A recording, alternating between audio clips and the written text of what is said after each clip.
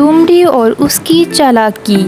ایک دفعہ کا ذکر ہے کہ ایک لومڑی تھی، وہ بہت بھوکی تھی، اسے کہیں سے بھی کھانا نہیں مل رہا تھا۔ وہ کھانے کی تلاش میں گھوم رہی تھی۔ چلتے چلتے وہ ایک باغ میں سے گزری۔ اس نے وہاں انگور لگے ہوئے دیکھے۔ انگور دیکھ کر اس کے منہ میں پانی بھر آیا۔ اس نے دل ہی دل میں سوچا کہ وہ پیٹ بھر کر انگور کھائے گی۔ یہ سوچ کر وہ انگور توڑنے کی کوشش کرنے لگی۔ اس نے بار بار کوشش کی اور بہت زیادہ کوشش کی، لیکن کوشش کے باوجود وہ انگور تک نہ پہنچ سکی۔